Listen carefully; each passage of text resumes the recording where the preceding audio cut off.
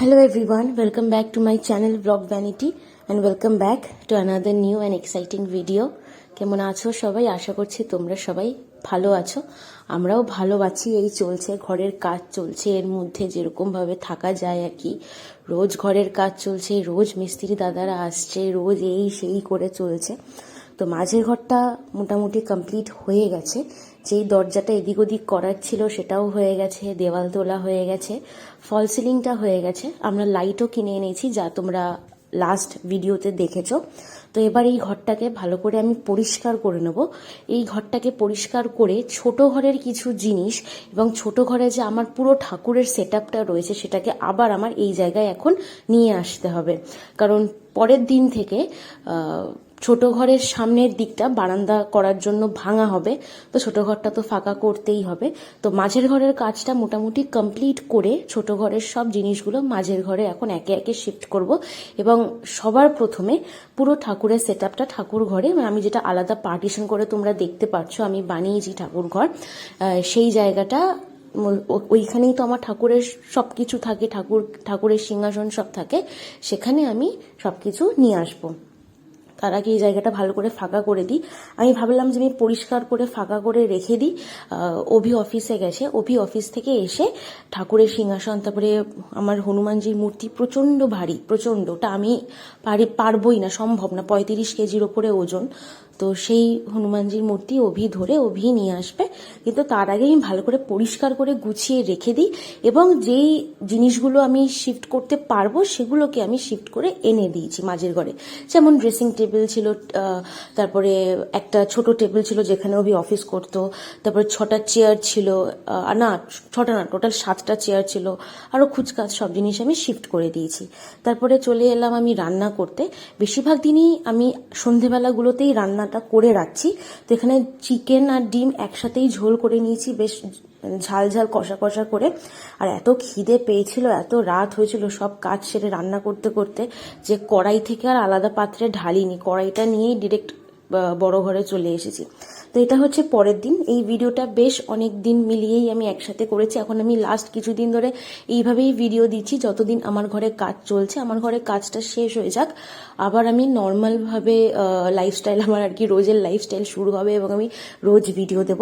তো এই হচ্ছে পরের দিন। পরের দিন দেখছো বারান্দার কাজ শুরু হচ্ছে। তো প্রথমে ঠিক হয়েছে যে আগে বারান্দার ফ্লোরটা করা হবে। এখানে ফ্লোরটার জন্যই ভাঙা হচ্ছে, ফ্লোর করা হবে। তারপর সেই ফ্লোরের ওপর দাঁড়িয়ে এই যে বক্স জানলাটা তোমরা দেখতে পাচ্ছ সেটাকে ভাঙা হবে।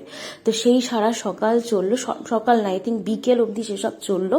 তারপরে আমি পড়াতে বসলাম। তখন ভাবলাম যে রাত্রেও তো আবার কিছু খাবার তৈরি করতে হবে, তো ভাত খেতে ইচ্ছে করছিল না। আমি একটু আলুর পরোটা বানালাম। প্রথমবার আলুর পরোটা পেঁয়াজ দিয়ে বানালাম, কারণ এর আগে আলুর পরোটা আমি মঙ্গলবার করে বানিয়েছি একদম নিরামিষভাবে। কিন্তু প্রথমবার পেঁয়াজ দিয়ে বানিয়ে দেখলাম বেশ ভালোই লাগে। কারণ আমি সবসময় ভাবছিলাম পেঁয়াজ দিলে যেহেতু জল ছাড়ে, যদি পুরটা বেরিয়ে যায় পরোটা থেকে, কিন্তু ভালো হয়েছিল। তো এই পার্টটা আবার পরের দিনের। মা অনেক দিন ধরেই বলছিল যে মায়ের ছোট কড়াই লাগবে। তাই আমি ভাবলাম মাকে আমি 2টো কড়াই কিনে দিই। মা কিছুতেই 2টো কড়াই নিতে চাইছিল না। আমি জোর করে 2 নম্বর আর 4 নম্বর এই 2টো কড়াই মাকে কিনে দিলাম। তো মা বারবার করে বলছিল 4 নম্বরটা আমার লাগবে না, এই সেই, কিনে এলাম, তুমি এখন নিয়ে নাও, তুমি ঠিক রান্না করবে। তারপরে অনেক দিন আমি, মা আর অভি, আমরা 3জনে একসাথে বেরোই না। তোমরা আমার আগের ব্লগগুলোয় খেয়াল করেছো যে আমরা 3জন কিন্তু একসাথে বেরোতে খুব ভালোবাসি। সে যাই কিছু কিনতে বেরোই, একসাথে খেতে বেরোই, সে যাই হোক। তো আমরা এখানে গেছিলাম আমিনিয়া। সেখানে ফার্স্টে আমরা ফিশ শিক কাবাব অর্ডার দিয়েছিলাম, তারপরে ছিল মাটন বিরিয়ানি। আমার আর অভির দুজনেরই দাদা বৌদির বিরিয়ানি সব থেকে বেশি ভালো লাগে। কিন্তু আমার মা সেদিন বললো যে আমিনিয়াতে বিরিয়ানি খেতে ইচ্ছা করছে। বললাম হ্যাঁ, অনেক বছর আমিনিয়াতে বিরিয়ানি খাওয়া হয় না, তো একবার ট্রাই করে দেখা যায় আমিনিয়াটা কেমন। তো আমি সেই বিয়ের আগে এসেছিলাম আমিনিয়াতে, আর মা তো তারও আগে, আই গেস এই তাও সোদপুরের আমাদের ব্রাঞ্চের নয়, অন্য ব্রাঞ্চে গেছিলো। তো ভালোই ছিল আর কি, বিরিয়ানি তো সবসময় ভালো লাগে খেতে। এই ভিডিওটা, এই পার্টটা আবার পরের দিনের। এটা হচ্ছে মাঝের ঘরে, যেখানে তোমার আমি দরজাটা যে শিফট করেছি সেইখানটা তো এতদিন ধরে ফাঁকাই ছিল।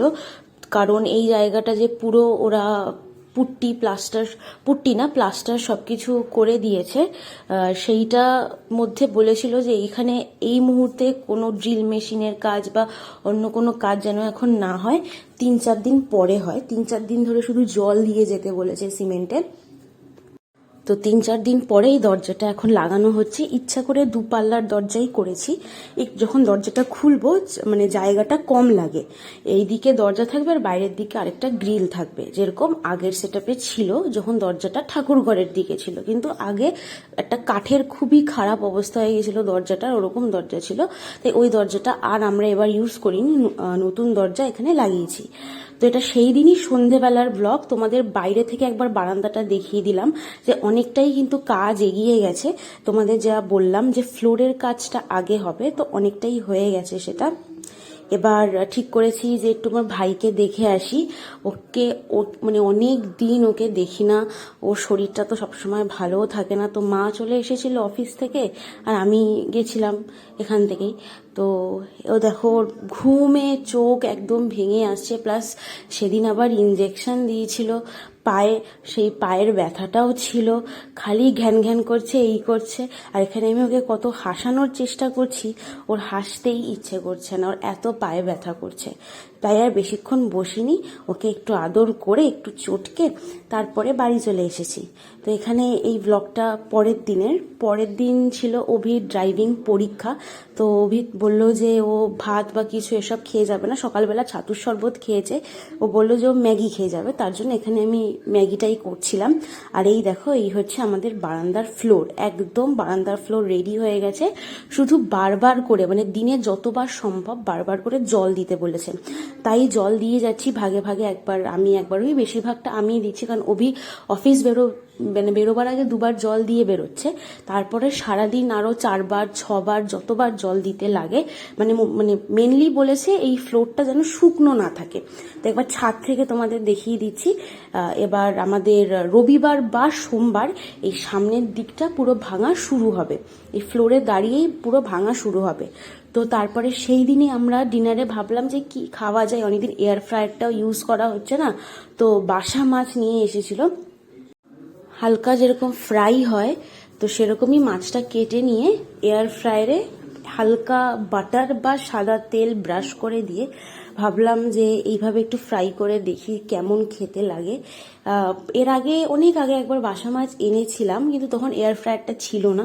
এখন যেহেতু এয়ার ফ্রায়ার রয়েছে তাই ভাবছি এবার ট্রাই করে দেখি কিরকম হয়।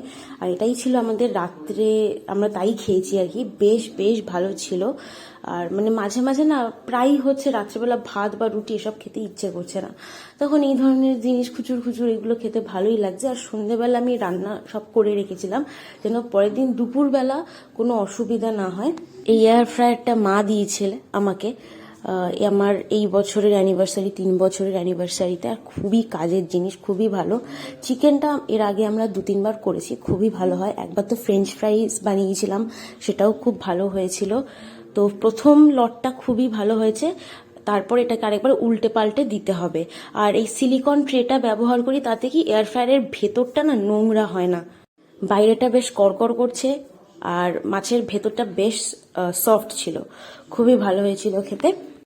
তখন তোমরা রাত্রিবেলা দেখেছো ভিডিও ক্লিপটা বারান্দার, এখন দিনের বেলা দেখাচ্ছি যে কতটা পরিষ্কার বোঝা যাচ্ছে। এবং সত্যি আমরা ভাবতে পারিনি যে এতটা বড় বারান্দাও হতে পারে সামনে দিয়ে।